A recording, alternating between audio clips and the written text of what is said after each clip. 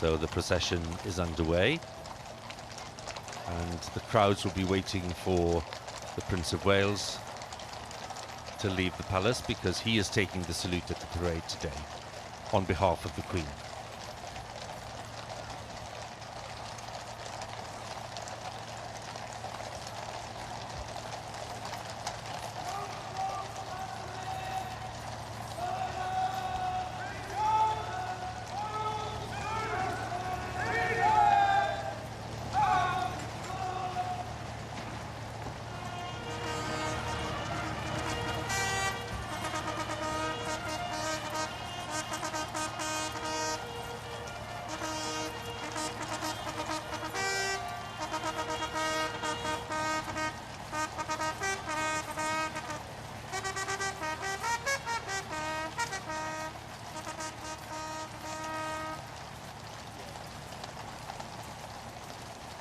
Royal salute sounded by the field officer's trumpeter of the Sovereign's escort.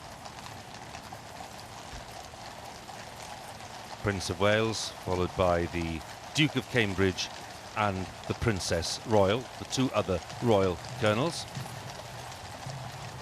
Duke of Cambridge, Colonel of the Irish Guards, the Princess Royal, Colonel of the Blues and Royals, and the Prince of Wales, of course, Colonel of the Welsh Guards since 1975. But such a big day for the Prince today. He's taking centre stage very much as he did at the state opening of Parliament, where he opened Parliament on his mother's behalf, and today he's taking the salute at the birthday parade on Her Majesty's behalf. A real sense here of the challenges ahead for the royal family and how it manages some of these great events, with the Queen, of course, less able to attend some because of her mobility issues.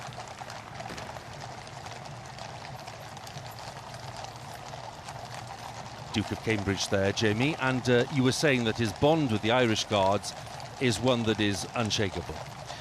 It is. I mean, it goes all the way back to his time at Sandhurst, where his colour sergeant, who took him through Sandhurst, Colour Sergeant Jimmy Park, was a sort of formative influence on him. And from that moment onward, he wanted a connection with the Irish Guards. We almost won him from the Blues and Royals, but not quite. That would have been a coup. It would indeed.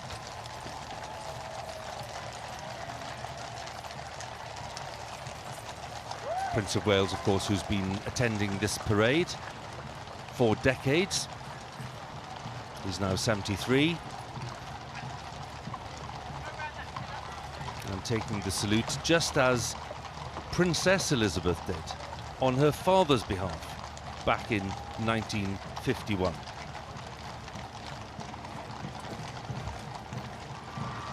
Prince George, who's 8, nearly 9. And then Prince Louis in the middle, who's 4, and Princess Charlotte, who's 7. But they are perfecting the act of waving and smiling at the same time, and really enjoying the sight of the crowds and the sense of occasion too. Talking about a sense of occasion, the great drum horses, the mounted bands. Lots of people, they are the stars of the show. People who like the military music.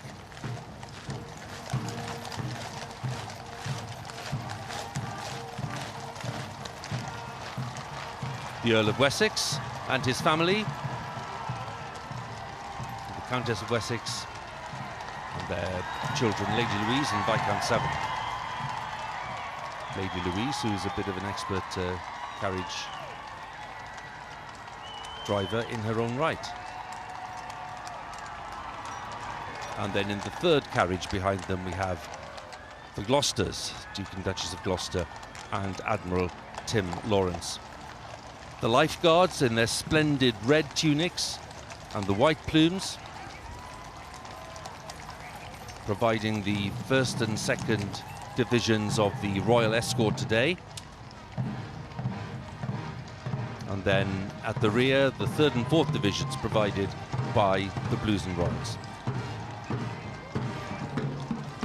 First carriages now on the approach to the parade ground. Been very, very lucky with the weather today. It's warm, but hopefully not too hot for all the guards on parade. The royal party will be turning onto the parade ground, and their arrival will be signalled by the national anthem. Formation of the guards has changed. Number 3 guard has opened up to allow the procession onto the parade ground.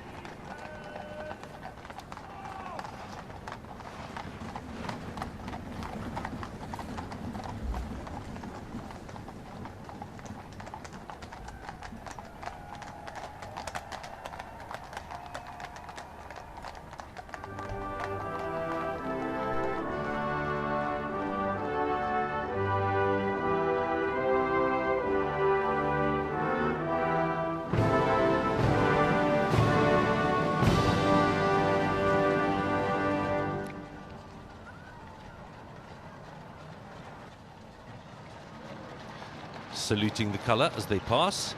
Now the members of the royal party will be watching the parade from the office once used by the Duke of Wellington. Children will be there for the first time, the office we saw right at the start of the programme. And this moment, these images, will stay in the memory for a long time, won't they, Jamie? Because this is the first time we've seen the 3 young children in an event like this. It is, and I love the way that they dip their heads to the colour as they passed it. Learning young, absolutely right, fantastic. And they're in a place which is not just a place of great spiritual importance for the household division, but for the family too. It is. I mean, one forgets that particularly as a guardsman on parade, you know, you're honouring the royal family, and it is that great moment. There's one occasion every year